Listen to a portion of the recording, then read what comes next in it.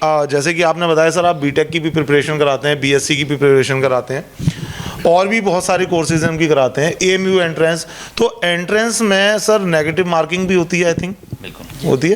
तो आप उसकी जो प्रिपरेशन कराते हैं, एक फाइनल एग्जाम आप अपने कोचिंग सेंटर पे भी कराते होंगे, तो वो किस तरीके से आप उसकी प्रिपरेशन कराते हैं कि भैया इस तरीके का एग्जाम आता है और इस टाइप के क्वेश्चंस आते हैं? जैसे कि सर आपने पूछा यहाँ पर कि असल में एंट्रेंस के लिए हम बच्चों को जो फाइनल एग्जाम्स की आपने बात किया, लाइक टेस्ट सीरीज़ की आप बात करें, तो उसके रिगार्डिंग मैं ये कहूँगा कि देखिए हमारे यहाँ सबसे पहले तो वीकली टेस्ट रहता है, डाउट सेशन क्लासेस रहती हैं। उसके अलावा सर हमारे यहाँ पर जो है हर फैकल्टी जो भी एंट्रेंस में पढ़ा रहे हैं तो उनका अपना क्या रहता है कि सर वहाँ जो है यहाँ पर सबसे इंपॉर्टेंट बात यह है कि टेस्ट सीरीज़ में हम वो सिखाते हैं कि जो आपके डाउट भी क्लियर हो जाएं बच्चे के। उसके अलावा पीवाईक्यूज़ को हम ज़रूर कराते हैं, बहुत बड़ी तादाद में पीवाईक्यूज़ रेगुलर बेसिस पे कराए जाते हैं, यानी प्रीवियस ईयर्स क्वेश्चंस। उससे बच्चे का कहीं ना कहीं मतलब इंप्रूव होता है, मोटिवेट होता है बच्चा। सर जैसे कि आप देखते हैं कि हमारे अलीगढ़ में एक हब है, ठीक है, कोचिंग सेंटर्स का मान के चले या एक इंस्टीट्यूट को मान के चले, हर गली नुक्कड़ पे एक इंस्टीट्यूट कोचिंग सेंटर मिल जाएगा।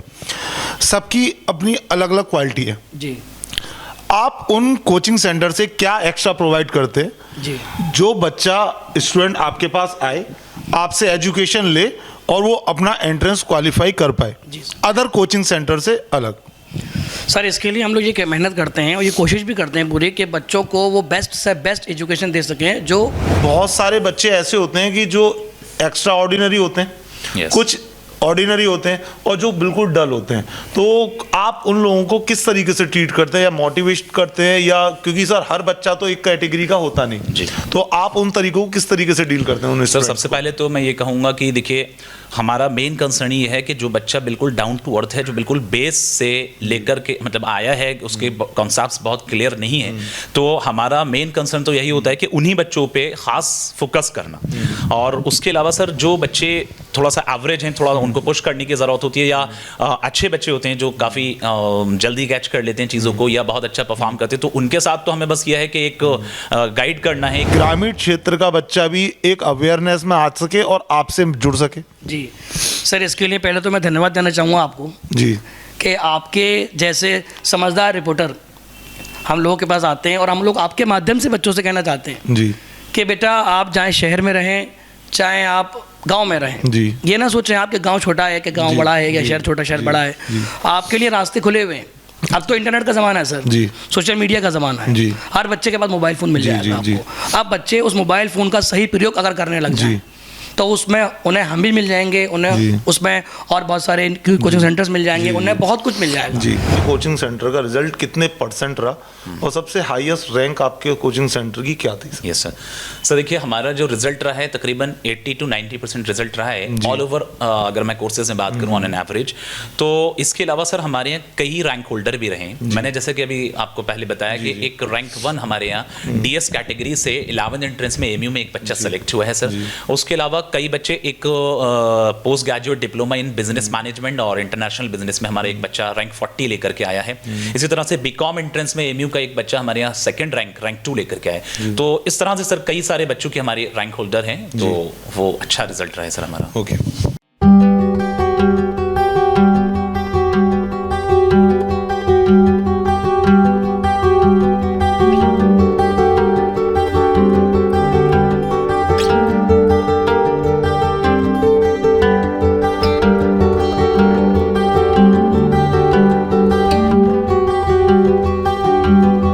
मोहम्मद साहजेब, तो हम उनसे आज जानने की कोशिश करेंगे और अपने चैनल के माध्यम से आने वाले स्टूडेंट्स के लिए कुछ अनुभवी विचारों को सामने लाएंगे। तो सर आपका बहुत बहुत स्वागत है हमारे चैनल पे। तो सर सबसे पहले मैं चाहूँगा कि एक बार हमारे चैनल के माध्यम से आप अपने बारे और अपने कोचिंग सेंटर के बारे में कुछ बताएं। Thank you sir. मेरा नाम मोहम्मद असद है और हमारी कोचिंग का नेम है रिवॉल्यूशन एकेडमी। ये अपर फोर्ट पर इस्टेब्लिश है। एक्चुअली हमने कोचिंग की स्टार्टिंग जो की है वो 2013 से हमारी कोचिंग चल रही है और इस कोचिंग में हम रेगुलर कोर्सेज़ के साथ साथ हम एंट्रेंस एग्ज़ाम्स की भी प्रिपरेशंस कराते हैं। यहाँ रेगुलर कोर्सेज़ में हमारा बहुत बेस लेवल से हम लेते हैं, क्योंकि जिस लोकेलिटी में हम कोचिंग चला रहे हैं मैं समझता हूँ कि शायद ही वहाँ पर जो है इस लेवल की कोई कोचिंग चला रहा होगा, क्योंकि वहाँ हम फर्स्ट क्लास से लेकर के 12th स्टैंडर्ड तक सभी स्ट्रीम 11th-12th में साइंस, आर्ट्स, ह्यूमैनिटीज़ और कॉमर्स को सबको फॉलो कर रहे हैं, सभी की क्लासेस करा रहे हैं। उसके अलावा हमारा ग्रेजुएशन लेवल में BA, BSc, BCom regular classes चलती हैं। अगर हम एंट्रेंस की बात करें तो एंट्रेंस में हमारा सर AMU, JMI और BHU की प्रिपरेशन हम कराते हैं, और उसमें सर हमारा BA, BCom, BA LLB, B.Ed, BSc, B.Tech ये सारी चीज़ें, नीट की भी हमारे यहाँ प्रिपरेशन लास्ट ईयर हुई थी, उससे पहले भी हमने कराई है, और सर इस तरह से ये सारा हमारा रहता है। तो सर अभी यहाँ पे एक सवाल आता है कि आपको 2013 में, जैसा कि आपने बताया, कि अपना सेंटर स्टार्ट किया, तो अभी तक तकरीबन काफ़ी बच्चों को आप ट्रेन कर चुके होंगे।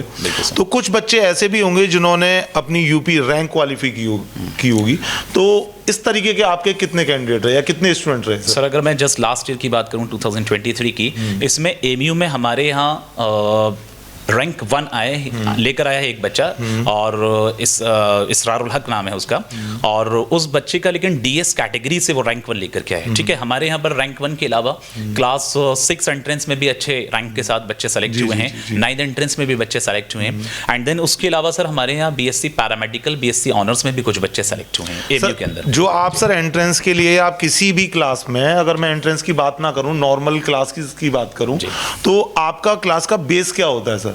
क्योंकि बहुत सारे बच्चे ऐसे होते हैं कि जो एक्स्ट्रा ऑर्डिनरी होते हैं, कुछ ऑर्डिनरी होते हैं, और जो बिल्कुल डल होते हैं, तो आप उन लोगों को किस तरीके से ट्रीट करते हैं या मोटिवेट करते हैं, या क्योंकि सर हर बच्चा तो एक कैटेगरी का होता नहीं जी, तो आप उन तरीकों को किस तरीके से डील करते हैं? सर सबसे पहले तो मैं ये कहूँगा कि देखिए, हमारा मेन कंसर्न ये है कि जो बच्चा बिल्कुल डाउन टू अर्थ है, जो बिल्कुल बेस से लेकर के मतलब आया है, उसके कॉन्सेप्ट्स बहुत क्लियर नहीं है, तो हमारा मेन कंसर्न तो यही होता है कि उन्हीं बच्चों पे खास फोकस करना।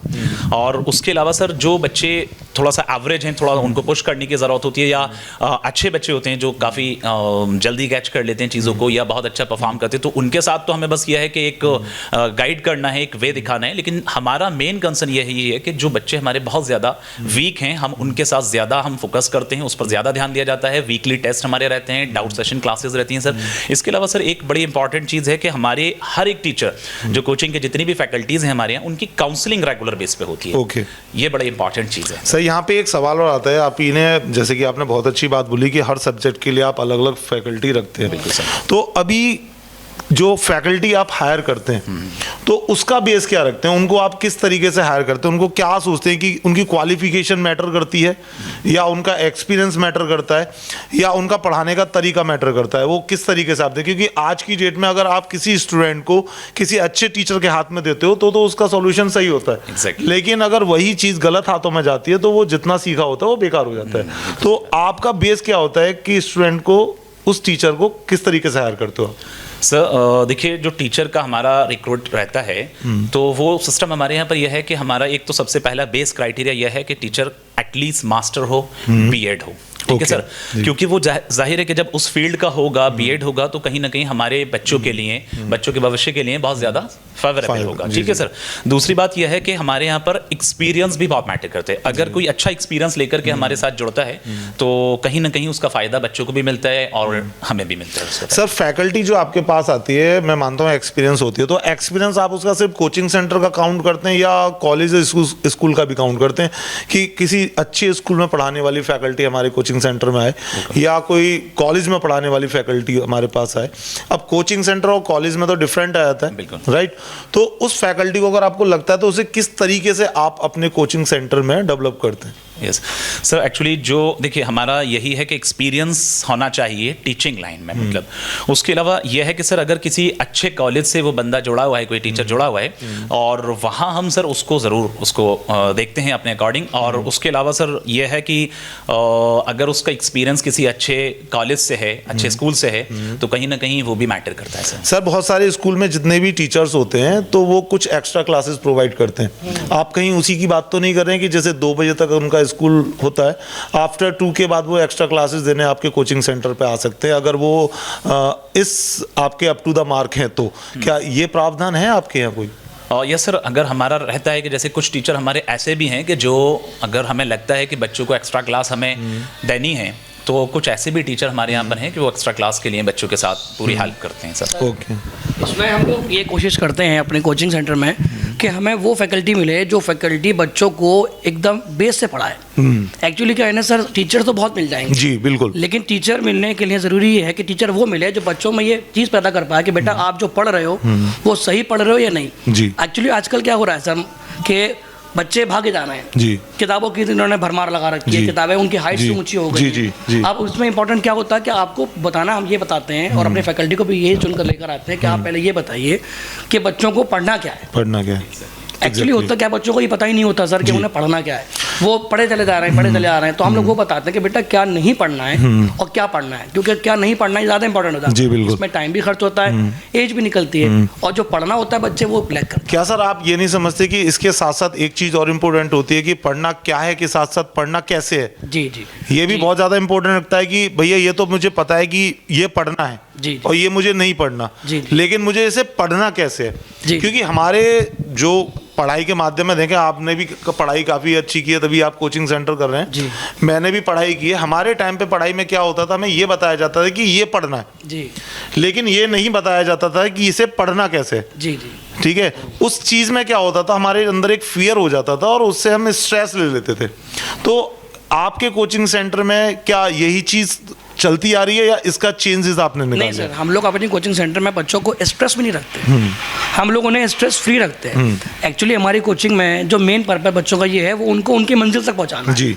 हम तो एक रास्ता है जी। रास्ता जो होता है वो तो वहीं रहता है, बिल्कुल। उससे हज़ारों बच्चे निकल जाते हैं, तो मुसाफिर निकल जाते हैं। तो हम ये चाहते हैं कि सर हमारा रास्ता इतना सुरक्षित और सेफ हो कि बच्चे उस पर बिना किसी चीज़ के टकराए चले जाएं।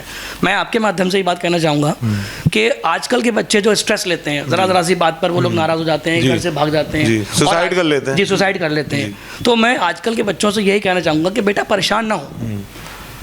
ये इंपॉर्टेंट चीज़ क्या है कि पढ़ना किस तरीके से और कैसे कैसे पढ़ना। जैसे मैं एग्जांपल दूँ आपको, हिस्ट्री है जी।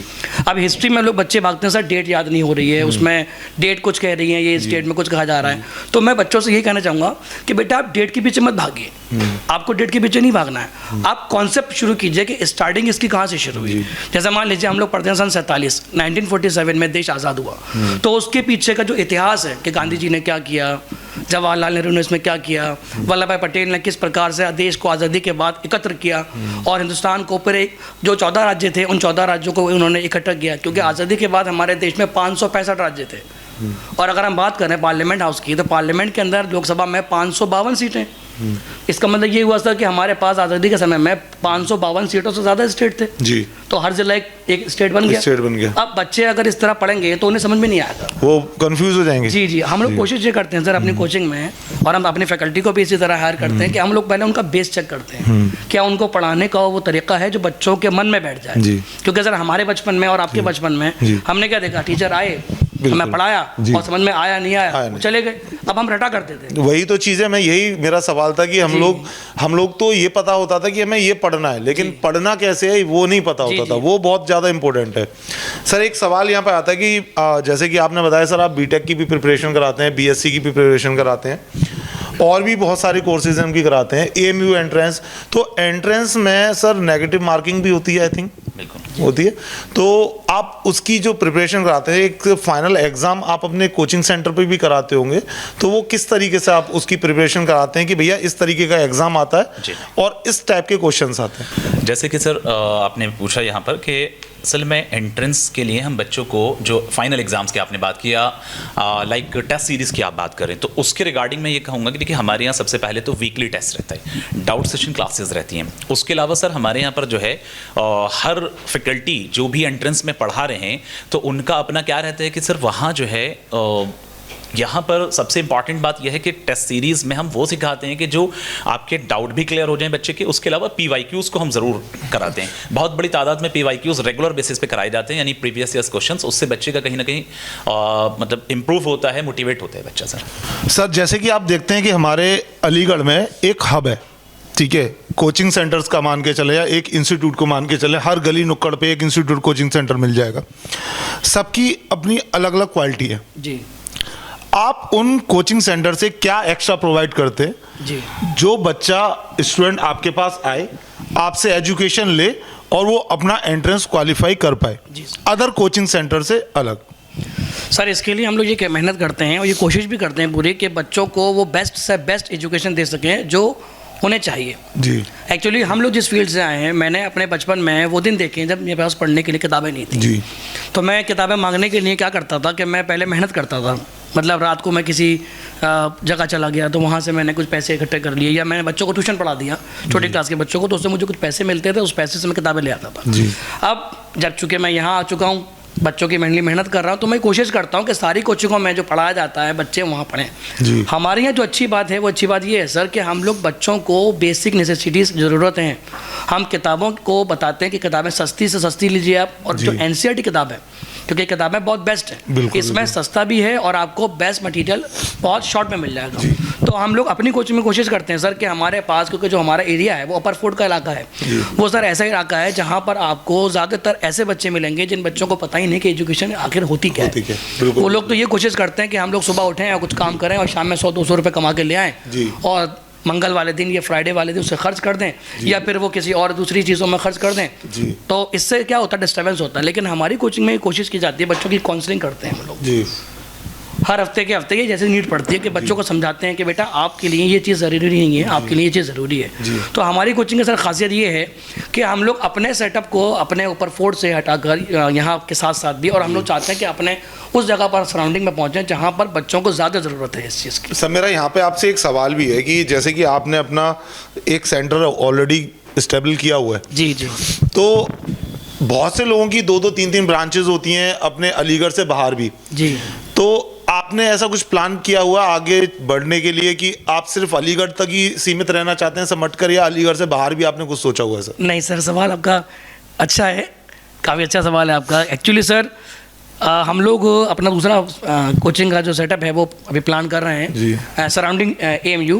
अभी हम लोग ऊपरकोट में ही हैं, लेकिन हमारा बहुत जल्द एक छोटा दूसरा सेंटर हमारा AMU के नज़दीक खुलने वाला है, जिसमें भी हम लोग अपने शहर के बच्चों के साथ साथ जो अलीगढ़ से बाहर के बच्चे आते हैं, और चूँकि AMU तो हब है, अब अलीगढ़ मुस्लिम यूनिवर्सिटी का मतलब ये है कि यहाँ पर पूरे देश और दुनिया के बच्चे आते हैं।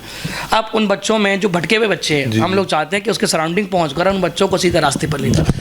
सर यहाँ पे एक बहुत सही एक सवाल और आता है कि हम एक शहर की बात कर रहे हैं जी, हम एक AMU की बात कर रहे हैं जो अलीगढ़ मुस्लिम यूनिवर्सिटी पूरा हब है, लेकिन हम अपने और पास के गांव देहातों की बात नहीं करते, राइट? शहर का बच्चा अवेयर होता है मार्केटिंग स्ट्रेटजी के थ्रू, आपके बैनर के थ्रू, लेकिन जो ग्रामीण क्षेत्र का बच्चा होता है वो अवेयर नहीं होता और वो वहीं कोचिंग सेंटर नहीं ले पाता, एक नॉर्मल अपनी एजुकेशन करता है और वो एंट्रेंस क्वालिफाई नहीं कर पाता, राइट? सही हूँ सर मैं? बिल्कुल। तो आपकी कोचिंग भी क्या उसके लिए कुछ अलग एक्स्ट्रा प्रोवाइड करती है या कुछ इस तरीके से एक्टिविटीज़ करती है कि ग्रामीण क्षेत्र का बच्चा भी एक अवेयरनेस में आ सके और आपसे जुड़ सके? जी सर, इसके लिए पहले तो मैं धन्यवाद देना चाहूँगा आपको जी कि आपके जैसे समझदार रिपोर्टर हम लोगों के पास आते हैं और हम लोग आपके माध्यम से बच्चों से कहना चाहते हैं जी कि बेटा आप चाहे शहर में रहें चाहे आप गांव में रहें जी, ये ना सोचें आपके गांव छोटा है कि गांव बड़ा है या शहर छोटा शहर बड़ा है, आपके लिए रास्ते खुले हुए हैं। अब तो इंटरनेट का ज़माना है सर जी, सोशल मीडिया का ज़माना है जी, हर बच्चे के पास मोबाइल फ़ोन मिल जाएगा आपको। अब बच्चे उस मोबाइल फ़ोन का सही प्रयोग अगर करने लग जाए तो उसमें उन्हें हम भी मिल जाएंगे, उन्हें उसमें और बहुत सारे कोचिंग सेंटर्स मिल जाएंगे, उन्हें बहुत कुछ मिल जाएगा। तो हम ये कोशिश करते हैं सर कि हम लोग बच्चों को गाँव से या गाँव या छोटे कस्बों से उनको समझा कर या उन्हें बताकर शहर तक लाएं और बच्चों को ये बताएं कि बेटा आपके गाँव में कोई ऐसी बात नहीं है जो आप लोग समझते हैं, आप लोग वहाँ से निकल के भी आगे आ सकते हैं और आप एक अधिकारी, एक अच्छे IPS ऑफिसर और यहाँ तक कि आप देश के बड़े से बड़े मिनिस्टर्स भी बन सकते हैं। सर चलते चलते एक छोटा सा सवाल और होगा आपसे और शायद इम्पोर्टेंट सवाल भी हो सकता है कि ग्रामीण क्षेत्र के बच्चे या नीचे तबके के बच्चे जो होते हैं, कुछ तो ऐसे होते हैं जिनकी फाइनल कंडीशन थोड़ी अच्छी होती है, वो आपके पास आ सकते हैं, आपके माध्यम से आपकी फ़ीस को सबमिट कर सकते हैं। लेकिन कुछ ऐसे बच्चे होते हैं जिनकी फैमिली बैकग्राउंड थोड़ा डाउन होता है, बेचारे रोज़ कमाने खाने वाले होते हैं, लेकिन उनके अंदर झील होती है, पढ़ने का एम होता है और वो कुछ कर भी सकते हैं। गरीब बच्चा ही ज़्यादातर आप देखेंगे DM या DSP हैं, वो नीचे के तबके के बच्चे, लेकिन उनके सामने आड़ जाती है उनकी कंडीशन। तो क्या आपने भी कुछ ऐसे स्कॉलरशिप फंक्शन रखे हुए हैं अपने सेंटर के अंदर कि ऐसे बच्चों को प्रॉब्लम ना हो, वो आपके माध्यम से आप एक तरीके से उनकी जन सेवा करके उनको भी एंट्रेंस क्वालिफाई करा सकें।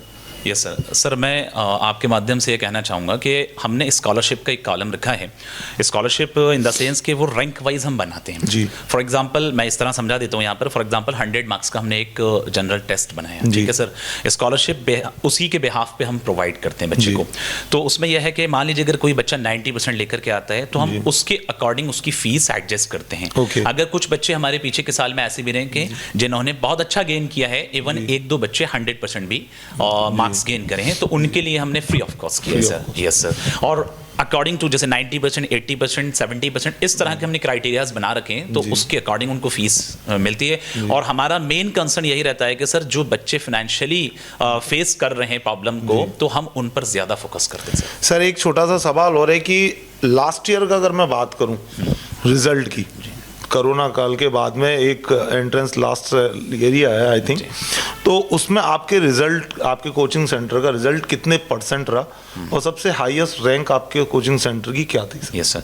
सर देखिए हमारा जो रिजल्ट रहा है तकरीबन 80 to 90% रिजल्ट रहा है ऑल ओवर। अगर मैं कोर्सेज में बात करूँ ऑन एन एवरेज, तो इसके अलावा सर हमारे यहाँ कई रैंक होल्डर भी रहे। मैंने जैसे कि अभी आपको पहले बताया कि एक रैंक 1 हमारे यहाँ DS कैटेगरी से 11th एंट्रेंस में AMU में एक बच्चा सेलेक्ट हुआ है सर। उसके अलावा कई बच्चे, एक post graduate diploma in business management और इंटरनेशनल बिजनेस में हमारा एक बच्चा रैंक 40 लेकर के आया है। इसी तरह से BCom एंट्रेंस में AMU का एक बच्चा हमारे यहाँ सेकंड रैंक 2 लेकर के आए। तो इस तरह से सर कई सारे बच्चों की हमारी रैंक होल्डर हैं, तो वो अच्छा रिजल्ट रहा है सर हमारा। ओके। तो दोस्तों आज हमारे साथ थे रेवोल्यूशन एकेडमी के डायरेक्टर और डिप्टी डायरेक्टर, जिन्होंने अपना एक्सपीरियंस हमारे साथ शेयर किया। हमारे चैनल के माध्यम से सारे स्टूडेंट्स के लिए एक नई अपॉर्चुनिटी लेके आए हैं, जिसको हर एक स्टूडेंट भुना सकता है। सर की कॉन्टैक्ट डिटेल्स, सर की लोकेशन हमारे चैनल पे अवेलेबल रहेगी। कभी भी सर को कॉल कर सकते हैं और उस चीज़ का फ़ायदा आप ले सकते हैं। तो सर चलते चलते मैं आपसे कहना चाहूँगा कि एक बार हमारे चैनल के माध्यम से उन युवाओं को जो पढ़ाई का रास्ता छोड़ के गलत एक्टिविटी की तरफ भटक चुके हैं, तो आप उनको हमारे चैनल के माध्यम से एक छोटा सा बताएं कि वो किस तरीके से अपने आप को स्टडी की तरफ मूव करें। जी सर। देखिए मैं यही कहना चाहूँगा कि बच्चों आप घबराएं नहीं। अगर घबराएंगे किसी भी चीज़ को लेकर के, पढ़ाई बहुत भारी हो रही है, पढ़ना बहुत मुश्किल हो रहा है, तो इससे आप भटक जाएंगे और आपके जहन में, आपके मन में ऐसी गलत एक्टिविटी की तरफ जाने की मन करेगा कि हम ये कर लेंगे या वो कर लें। असल चीज़ क्या है, आप कभी भी अगर पढ़ने बैठ रहे हैं तो प्लीज़ उस कॉन्सेप्ट के पीछे भागिए।